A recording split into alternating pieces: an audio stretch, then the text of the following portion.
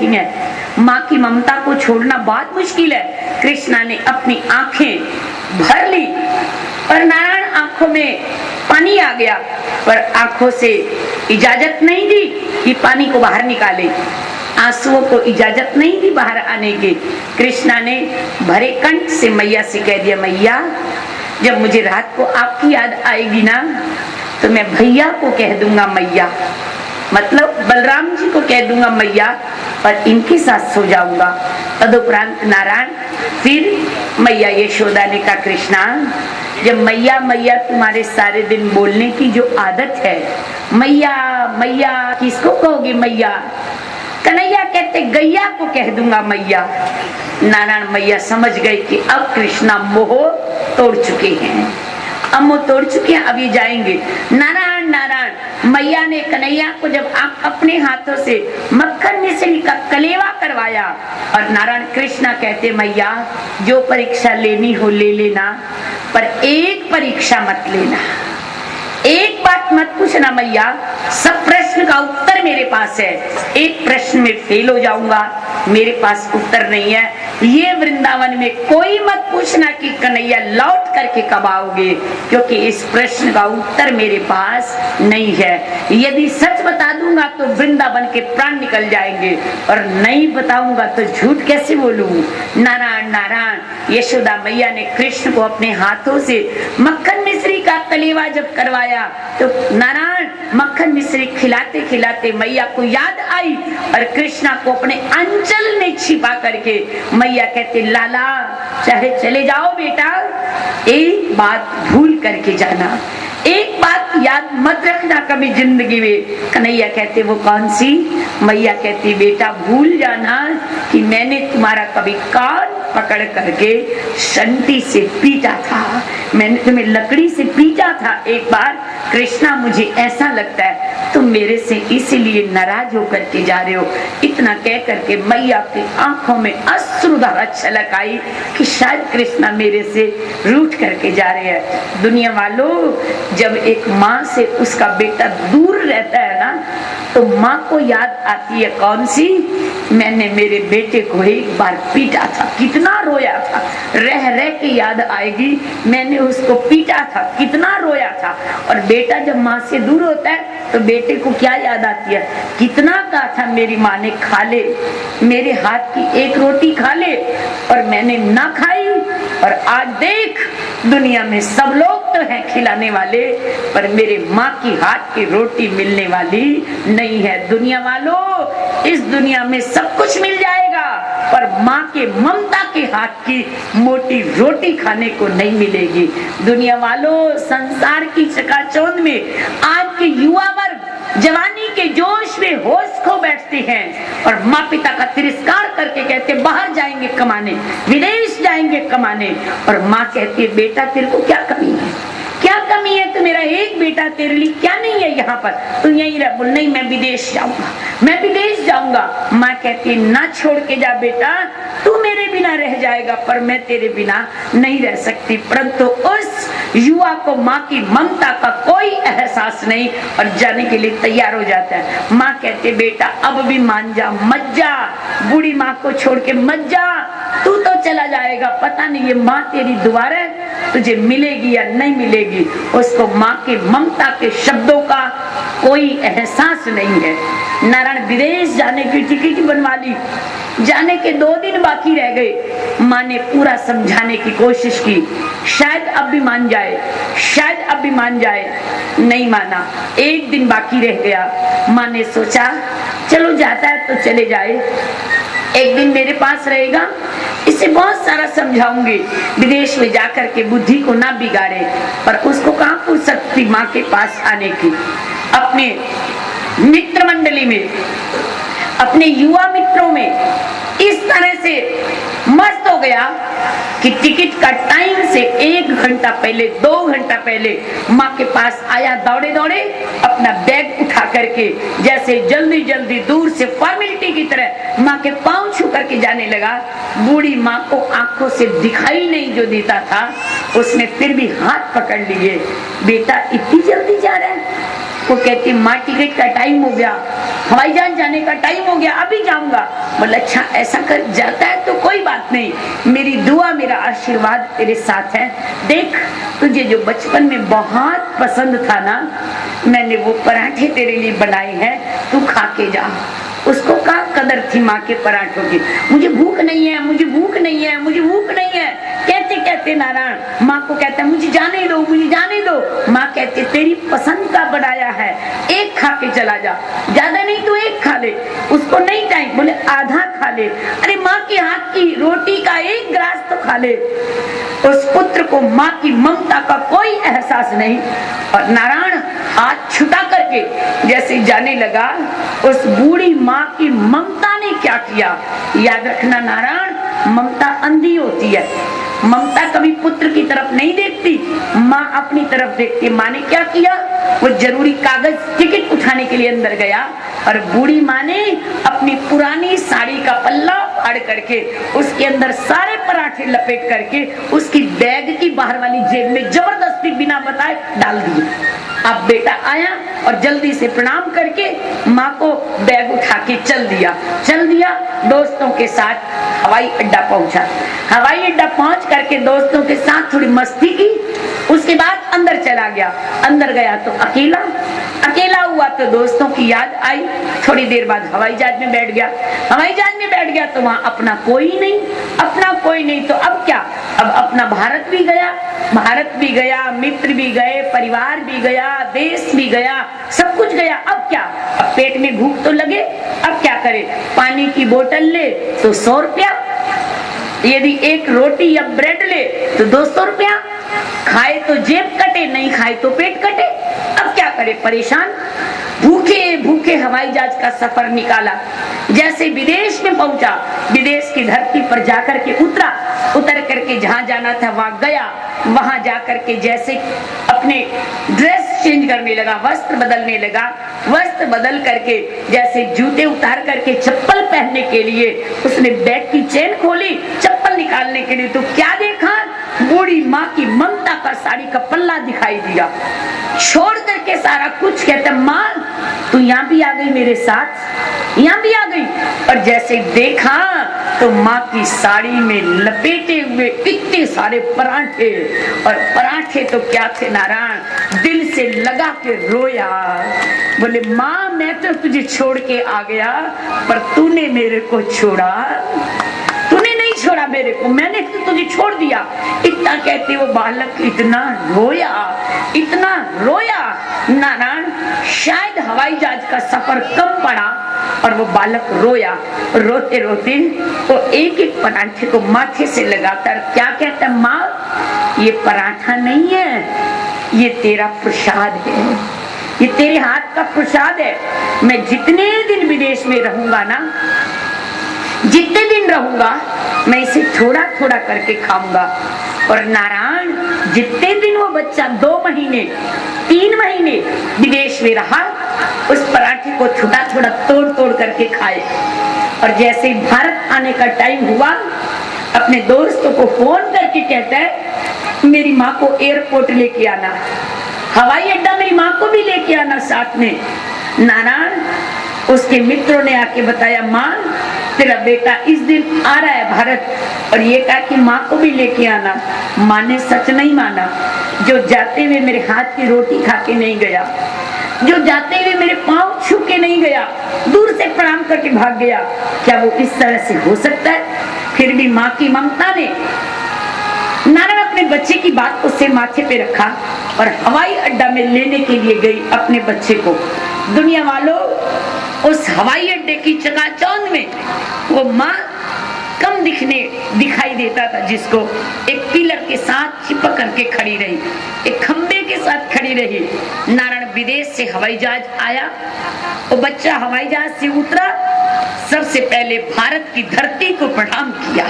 भारत की धरती को प्रणाम करके जैसे हवाई अड्डे के अंदर आया, नारायण दुनिया की चकाचौंध चमकती दुनिया को छोड़ करके उसकी आंखें ढूंढ रही है, मेरी माँ कहाँ है, मेरी बूढ़ी माँ कहाँ है, मेरी बूढ़ी माँ कहाँ है। जैसे ही उसने देखा दूर एक खम्भ के साथ चिपकी हुई मेरी माँ खड़ी है, दौड़ा वहां से और बूढ़ी माँ के चरणों में गिर करके धरती पर रोया, माँ मैं आज के बाद तुम्हें छोड़ करके कहीं जाने वाला नहीं हूँ। माँ मैं तुम्हें छोड़ करके कहीं नहीं जाऊंगा। दुनिया वालों याद रखने में, इस दुनिया में सब कुछ मिल सकता है, पर माँ पिता गए हुए कभी लौट करके मिलने वाले नहीं है। दुनिया वालों सब कुछ पैसों से मिल सकता है, पर माँ के प्यार और ममता की बनाई हुई वो मोटी रोटी और पिता का वो एहसान भरा दिलासा नारायण कहीं नहीं मिल सकता। याद रखना दुनिया वालों, नारायण जब तुम बाहर से आओगे ना, कभी भी बाहर से आओगे तो आते ही तुम्हारी पत्नी पूछेगी क्या कमाया, बेटा पूछेगा क्या बचाया, पिता पूछेगा क्या लाया। जब तुम्हारी माँ तुम्हारे से मिलेगी ना, वो आती पूछेगी बेटा तूने क्या खाया। नारायण सब कुछ पैसा व्यापार पूछेगा, पर माँ हमेशा बेटे से पूछेगी तूने कुछ खाया। नारायण ये एक माँ की ममता है, माँ की ममता के बिना ये दूसरा कोई बोल नहीं सकता। आज जैसे कन्हैया कृष्णा वृंदावन धाम से माँ को प्रणाम करके जाने लगे तो मैया ने यही कहा, कन्हैया मुझे ऐसा लगता है तुम मेरे से नाराज होके जा रहे हो, मैंने तुम्हें एक बार डंडी से मारा था। कृष्णा चले जाओ, परंतु ये बात भूल करके जाना कि मैंने तुम्हें डंडी से कान पकड़ के मारा था। कृष्णा ने कहा मैया मैं तो भूल जाऊंगा, पर मेरी माँ एक वचन मुझे दे दो कि तुम मेरी याद में कभी आंसू नहीं बहाओगी। यशोदा मैया ने कहा कृष्णा वचन देती हूँ, अपने प्रिय के लिए रो देना कौन सी बड़ी बात है, मैं तुम्हारे लिए एक आंसू कभी नहीं गिराऊंगी। पर कृष्णा ने वचन दिया, मैया वचन दे करके जाता हूँ, मैं आपके अतिरिक्त किसी को मैया नहीं बोलूंगा, माँ बोलूंगा पर मैया नहीं बोलूंगा किसी को। नारायण कृष्णा ने जैसे प्रणाम किया यशोदा मैया को, माँ ने तो दिल कड़ा कर लिया, पक्का कर लिया। पर नारायण जैसे सबको समझाने वाले आकाश दिल पिता नंद बाबा के पास कृष्णा गए। दुनिया वालों धरती है ये माँ और आकाश है पिता। माँ तो फिर भी न जाने कितनी बार पुत्र के आगे रोई होगी, पर पिता ने कभी पुत्र के आगे आंसू नहीं गिराए। दुनिया वालों ये आकाश पिता जीवन में 2 बार हिलता है, ये आकाश पिता जीवन में 2 बार पिघलता है। कब? एक बार पिता की आंखों में आंसू देखने को मिलेंगे, कब? जब उसकी लाडली बेटी घर छोड़ती है, जब उनकी बेटी डोली में बैठती है ना, कभी ना पिघलने वाले, कभी ना रोने वाले, कभी अपनी आंसुओं को गीला ना करने वाले पिता सब काम अपनी बेटी का दौड़ दौड़ करके करते हैं। नारायण जो पिता एक दिन भी बिना दवा खाए नहीं रह सकते, जो पिता एक रात भी सोए बिना नहीं रह सकते, जब उनकी बेटी के विवाह के दिन 4 बाकी रह जाते हैं, ये पता ही नहीं है पिता को दिन है या रात, दवा खाई है या नहीं, पाँव में जूता है या नहीं, दौड़ते हैं बिना नहाए बिना कपड़े बदले, किसी तरह से बेटी के हाथ पीले हो जाए ये अपने घर चली जाए, इसके हाथ पीले हो जाए ये अपने घर चली जाए।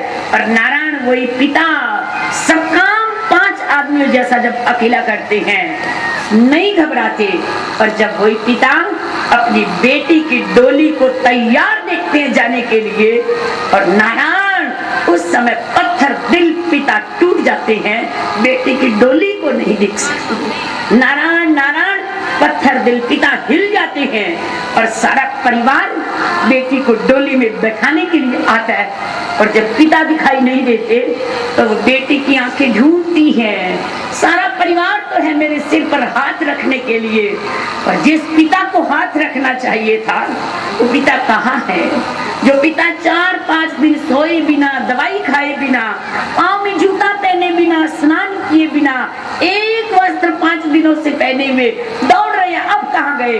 बेटी डोली में बैठी बैठी झांक करके करके देखती है, मेरे पिता, मेरे पिता। नन्ही नन्ही सी चिड़िया बोलती है, आवाज नहीं निकल रही बात, पिताजी कहाँ है, पिताजी कहाँ है। अचानक उस बेटी को दिखाई दिया कि उसके पिता तो एक खंबे के पीछे खड़े अकेले सिसक सिसक करके रो रही है, कोई चुप कराने वाला नहीं। बेटी दौड़ करके डोली से बाहर निकलती है और जो अकेले पिता खड़े रो रहे थे उनके हृदय के साथ जाकर के चिपक करके नारायण इतना रोती है, इतना रोती है कि नारायण आकाश भी फट जाए और धरती भी रो पड़े जितना वो बेटी रोती है।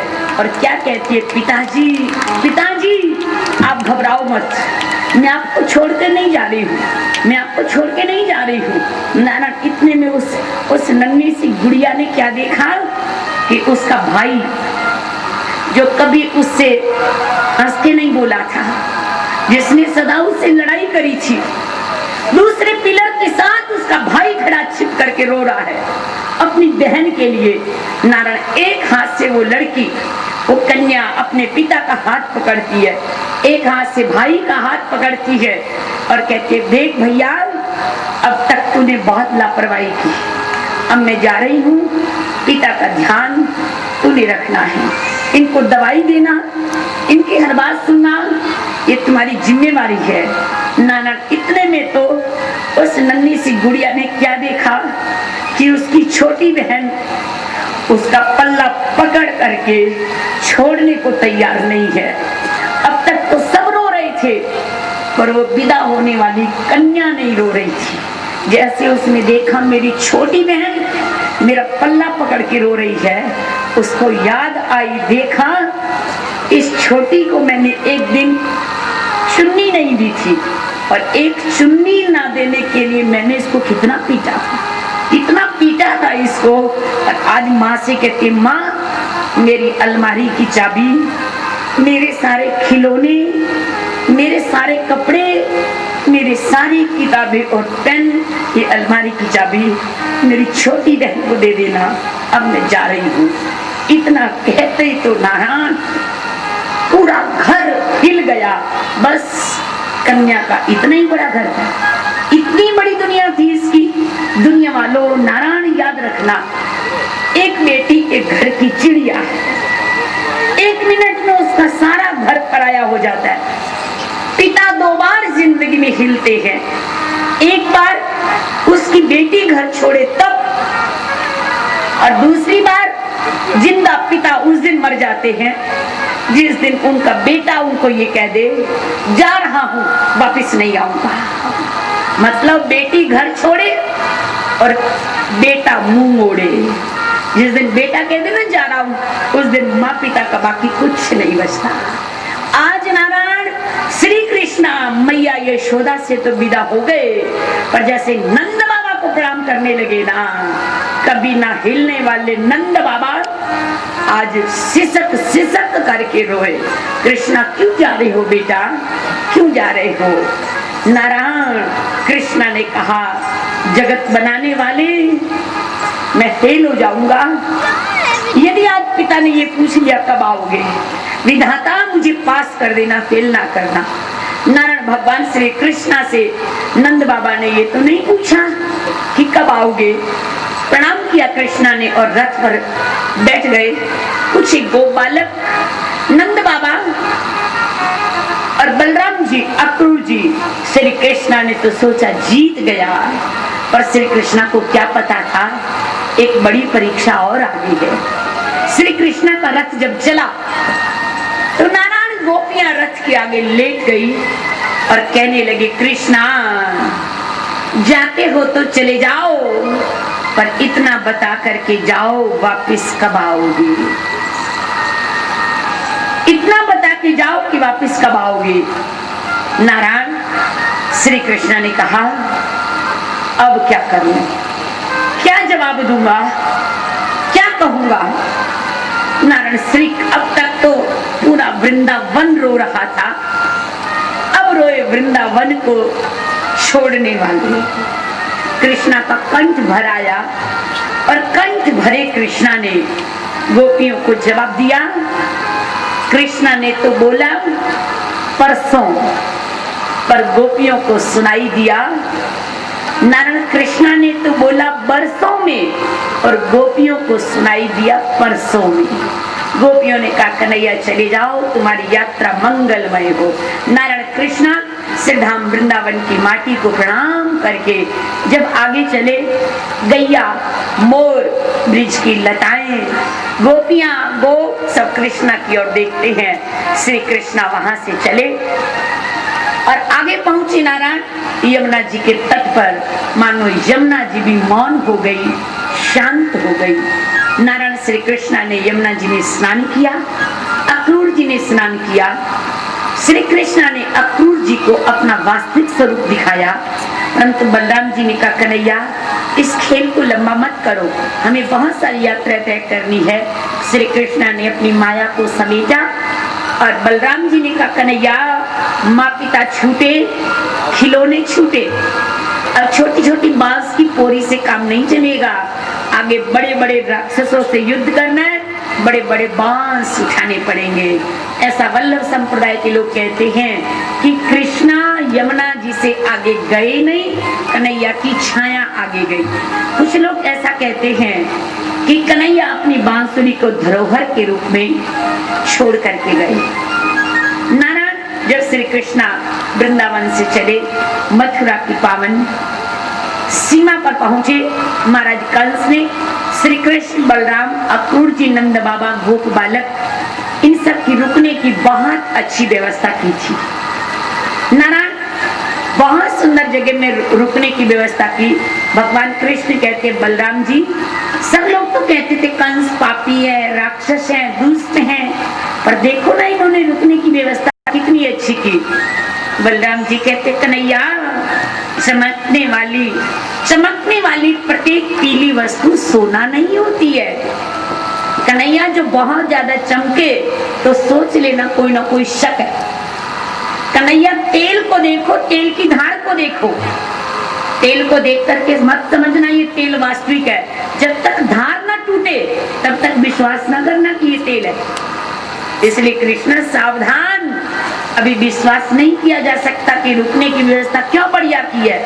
रुकने की व्यवस्था दो कारण से बढ़िया की जा सकती है, एक तो मित्र के लिए, एक शत्रु के लिए।